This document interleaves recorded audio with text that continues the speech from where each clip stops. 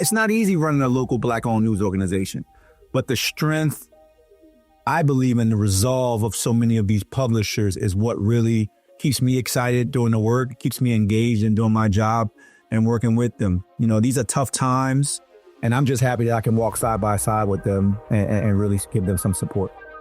Welcome to Keep It Local, a podcast of the Local Media Association. The Local Media Association is intensely focused on helping local media companies discover new and sustainable business models. Welcome to Keep It Local. My name is Ryan Welton with Local Media Association, and I am delighted to be joined by Piscataway High School basketball legend, Villanova's own, and NBA champion with the Los Angeles Lakers, John Celestand. But the reason we're talking today is your most recent role as program director and now head of funding with Knight LMA BloomLab, a really important program in the world of journalism. So, John, let's start at the beginning. What is BloomLab? How did you get involved with it? And why is it so important? Yeah, well, thank you for the generous introduction, Ryan. BloomLab, at least how BloomLab started. BloomLab was a $3.2 million initiative funded by the Knight Foundation to really aid in the sustainability and the advancement of Black-owned local media organizations. When we talk about advancement, we think about a few things: increasing digital revenue for the organizations. When we think about sustainability, we think about assisting them with their organizational structure, their operational efficiency, and also making sure they have the technology tools and resources really to position themselves as modern newsrooms, modern news organizations. Within the BloomLab, there are three directors. Myself, originally as the program director, my title's changed, which I'll talk about a little later. April Palali, she's the technology director. And Robert Walker-Smith, he's our digital revenue director. You know, we work with 25 Black-owned news organizations all across the country. We're geographically diverse, West Coast, Midwest, East Coast, down South. I think our oldest publisher is the Baltimore Afro. They're about 135 years old. I actually went to their 135th anniversary gala because I live not too far from Baltimore here in Silver Spring, Maryland. We have some really younger publications as well that are less than 10 years old. So really over the first 3 years, our model, it's a little bit different than it is now. But at first we started working with all 25 publishers and just providing technology training, digital revenue training, training on operational efficiency, communication, et cetera. Each publication was awarded $50,000, a $50,000 stipend to upgrade their technology stack. So that's their CRM, their CMS, social media tools, project management tools, video capability, you name it. We met with the publishers on a one-on-one basis, on a one-on-one basis monthly as a group. We also met with them monthly. All three digital revenue directors did one-on-ones with them. We also did in-person site visits with many publishers where we spent a day and a half with their organizations, met their entire staff. I really feel like those in-person site visits was probably the most effective thing that we did. As far as the model now, it's a little bit different. I've moved into the head of funding role where I help publications identify and apply to grant funding. In addition to helping them develop donor campaigns, fundraising strategy, et cetera. So I work with 6 publications. Robert Walker-Smith works with around 6 to 7 publications as well when it comes to digital revenue, trying to increase their digital revenue. And April's working with about 10 of those organizations around technology, tools, and resources, and really helping them upgrade that. So we've been doing this for about 3 years, a little over 3 years now, and it's just great work. You have a body, a good sample size of information to work from, and I love a good list. So are there a handful, 2, 3, 4, 5 learnings that you've taken away from the years as program director and now as head of funding? Are there some learnings, some mistakes you've made? What does that look like? Yeah, I think if I had to think of the first learning, I say I think we really need to do our due diligence when we're looking at organizations to see if they're a fit for the Bloom Lab. Because what we do is really intense, especially at the beginning when we were working with 25 publications. It's a lot of meetings. So really looking at organizations, organizational capacity. Do they have enough folks to be able to attend meetings and to be able to implement some of the things that we're trying to do from a technology standpoint, from a revenue standpoint? I think doing a better job of really screening folks before we accept them into the Bloom Lab, I think would help us. I've also learned you can't put the cart before the horse. And when I say that, our main focus at the beginning was really making sure publishers were really engaged in digital transformation, right? Many of them were in danger of being left behind, being that so many of them have historically relied on print for their revenue. Our job was to make sure they understood that digital had already taken over and that they need to get on that train. And I think we've been successful. We've been able to relay that message. But in focusing it on technology and digital revenue, I think we sometimes can forget, or we did forget about the basic business structure and operational things that have to be addressed as well. You know, onboarding and offboarding employees, developing strategic plans and goals for your organization, training and upskilling your current employees, attracting, retaining younger workers, delegating for those in leadership positions, identifying up and coming talent. All of those things, I think, were very important. And it's something that if I did it over again, I would make sure that we really focus on those areas. I also learned that these publishers, they're really resilient. You know, there are a number of these publications that are second, third, even fourth generation, right? Meaning many of them have had folks that have owned the business, passed the business down, then passed it down again to the next generation. Many of them have had to fight to stay in business. Some have had to innovate to keep up with modern newsrooms. Some have gone through leadership changes. Many have had their top talent poached over the years and had to adjust. So really, it's not easy running a local Black-owned news organization, but the strength, I believe, in the resolve of so many of these publishers is what really keeps me excited doing the work, keeps me engaged in doing my job and working with them. You know, these are tough times. Many are fighting against anti-DEI rhetoric and are trying to fight and figure out a path forward. And I'm just happy that I can walk side by side with them and really give them some support. That sounds fantastic. And you're speaking my language when you talk about digital transformation, by the way.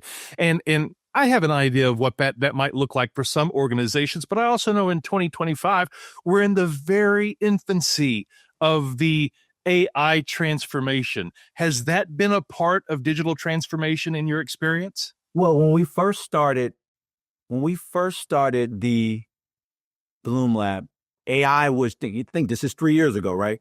AI was just starting, you were starting to hear the buzz. Not that AI wasn't around, but I'm talking about the conversations around how influential AI was going to be.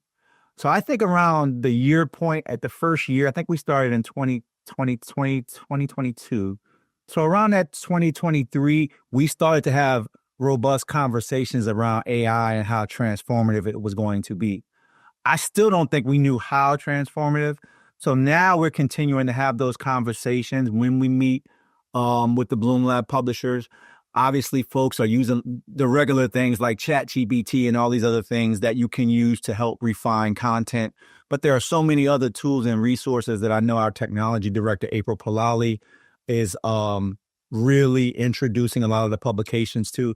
And it's been a hot topic. Every conference you go to, the conversations is around AI. At first, I think that there was some hesitation around embracing AI for many folks because folks, think about it, in the journalism community, in the journalism industry, we're a little weary about, okay, does this mean it's going to take my job? Does this mean we're not going to need writers? Does this mean as an editor, I'm not going to be around? But I think folks are starting to realize that there are opportunities out there to utilize AI to be more efficient, and also opportunities to learn other opportunities and jobs around AI that you can also be looking in and leaning into. So I think things have changed. We're still moving forward. But AI is a big conversation in all the work that we're doing. You know, another consternation about AI in the journalism world is trust. It's very important for newsrooms to be transparent about how they use AI, and trust in news media organizations is just a point of conversation for everybody. And this segues into my next question and the role of Black-owned media in their communities. They have the trust of their communities. But are there other areas of importance that maybe I'm not aware of? Talk about the importance of Black-owned media to their communities. Yeah, it's ultra important. Black-owned media, as you said, Ryan, is a trusted source of information in many of their communities. And mostly all of their communities. Black folks want to hear about the issues that most affect the Black community. They want to hear it in a way that they're familiar with, and they want to hear it from folks that are of their communities. It's very different when folks come in swooping into your community to report or talk about your community, as opposed to when somebody is of the community, grew up in the community, knows the community. So these Black-owned news organizations are trusted resources. They're trusted sources of information. And especially for those who have been around for hundreds of years, people know that our organizations are the go-to source for information. Now, what I do always tell our publications, though, is not to rely on that you've been the trusted source. We need them to continually survey and talk with their audience so they can remain that way. Sometimes falling back on your own history and thinking, well, we know we're the trusted source of information in our community. And I like to push back sometimes and say, how do you still know that? When's the last time you did a readership survey? When are you doing community listening sessions where you're going and you're talking to stakeholders within your community to make sure that's still the case? Now, many times I know that's still the case, but I still push back to make sure that we are current and up to date with the needs of the community. And it's so important, to keep these publications around, because I'm not sure other publications can tell the Black story and talk about the Black issues like the Black press. In many ways, it's sounding to me like LMA BloomLab is like a collaborator, a partner, even an accountability partner. Sometimes we need people to push back against the way we've always done things. Absolutely.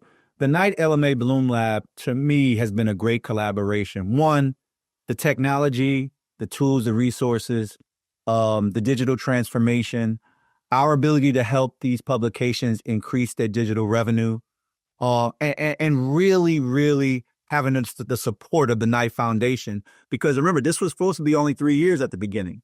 We just renewed, and now we have more time to work with these publications, because you can only do but so much work in 3 years, right? This is an ongoing process. And with the changing landscape now, with the new administration and then the push, the anti-DEI push, these publications are going to need even more help. But their ability to collaborate and learn from one another. We bring in industry experts all the time to talk with these publications. We give them opportunities to share what's working in their organizations. Many of them are in different jurisdictions, different parts of the country, so they're not competing directly with one another, so they don't have a problem sharing information with one another. And many of them have known each other for years.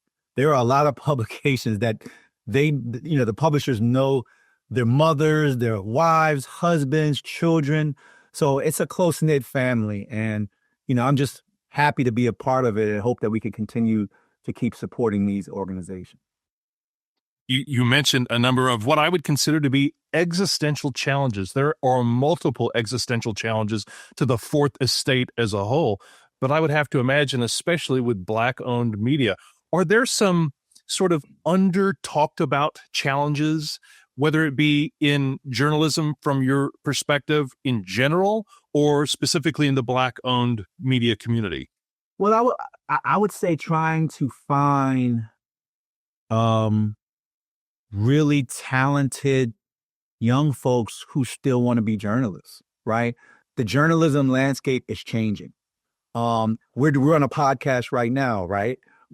So how you produce news and information for this new audience is changing, and we need younger folks that want to be a part of this. to join these Black-owned news organizations.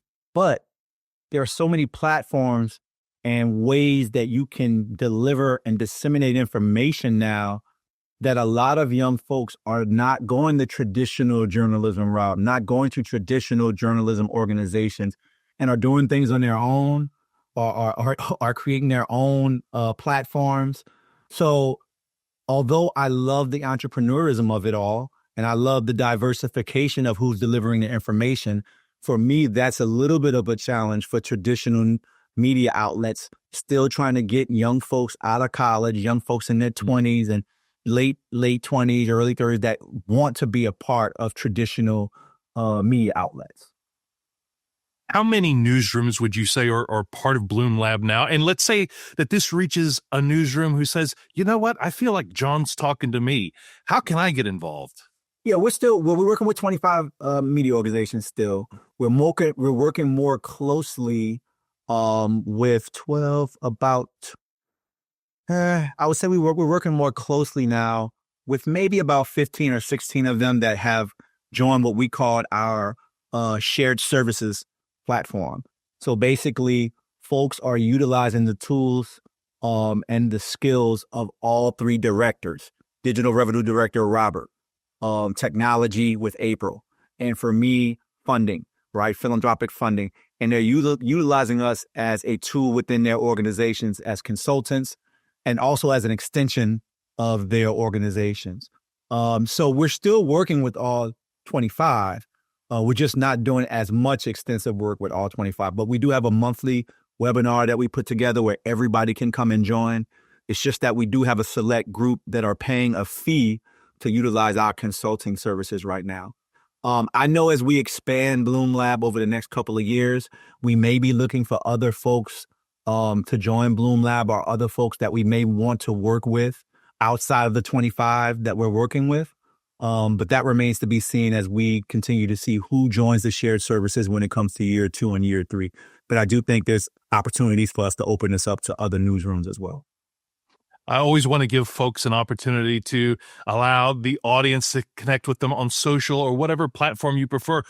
John, where can folks connect with you? Yeah, well, I'm on LinkedIn. You can find me on LinkedIn. It's just my last name. I'm on LinkedIn. I don't post as much as I used to, but I'm making it my duty to post on LinkedIn a little bit more.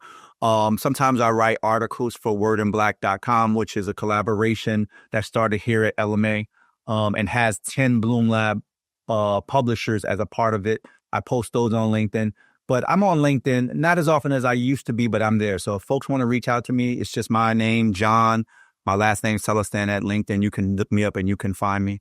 That's probably the best place to find me. Fantastic. And thank you so much for your time. Is there anything that I didn't get to that you want to make sure is part of this podcast? I would just say, for those out there, continue to support the Black press if you already are. If you are not, find a local Black-owned news organization in your jurisdiction that may be able to give you good information on the Black community. And again, you don't have to just be African American or Black to support the Black press. You don't have to be just African American to read about information in the Black community. The Black community is a part of the entire community. And I think sometimes when folks think of the Black press, they think, oh, well, it's not for me. No, the Black community is one part of the entire community. It's all of our community. And I just want people to be able to support. If you can donate to some of those organizations, if you can find a few that really resonate and, their mission resonates with you, give to the Black press, because we need to keep these organizations around, not just for the sake of Black communities, but for the sake of America, because the Black community is the American community. John, you can't see it, but that just gave me goosebumps on the back of my neck. It really did. It fired me up very much so. John Celestand, everybody. My name is Ryan Welton with Local Media Association, and this is Keep It Local.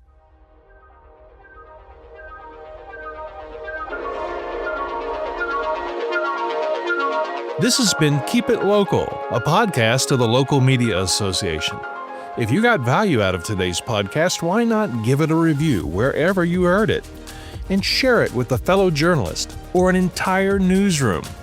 Until next time, for Keep It Local, This is Ryan with the Local Media Association.